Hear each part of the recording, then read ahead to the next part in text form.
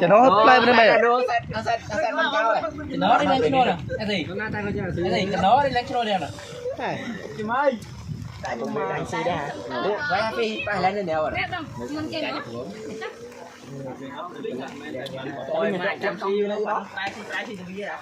Mày ơi, nhưng không thể điều tra đâu mày. Sao?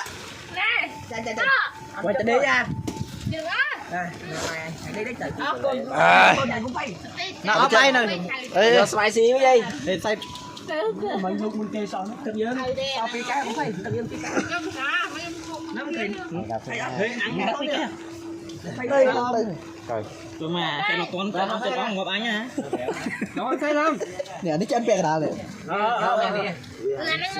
coi, chán này vẫn đang. Chán này. Giỏi ơi, giỏi ơi. Thôi lẽ cái mình này. Mình nhé. Trời tha mất cái gì như cá giờ mà là cá. Thầy cô điện. Xin số tao mà cà sét. Thầy cô trả đi. Tôi không chạy ha. Ok. Anh mình thích cô bị bay đó nó thiệt. Anh đọc cổ anh xăm sạch anh bay vô. Bà bằng clean nó sẽ toàn cái tê. Ada song dia, ada thang krim. Ada anak itu sama apply krim. Không biết thế. Bà đây mà tê. Ê nè. Sao mà chỉ nữa rồi? À. Ê, tao cái nó đã chốt bích nó à.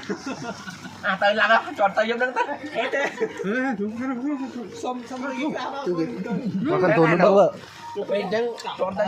Gao. Ê chốt bích đi. Hay thảo. Sắp lại nữa đây. Đến này đấy. Xe đạp. Ah, no. Nang iba ban mo man lấy nó phải lấy con kia. Thì tèo đi tàu con phát cứ được chuyện đã chứ lập Ơi, thật sự là gì? con chả Chứ mày lư vậy program là những đồ đó. Ri lui về. Ê anh nào ai ri ai chín tin nha. lé nó đâu Té dừng. Cái này bị ăn đạo ơi. À mắc ở nam mực. Hãy đạp lái kham ở. Đại anh đưa chứ hãy đấy. Hai người này. Đi đó. Tự lên. Xem nồi nhận đây rồi. Ở đây mình lên sao mà cái thốn nữa không phải. Trời, còn đến đây. Mai nha. Anh mà tao về bay mà trời. Anh tao về bay. Bắn lại cái xe ta mực. Ôi. Có dùng mình nôn nó được. Mà mình nói đi cái này. Phải ra rồi.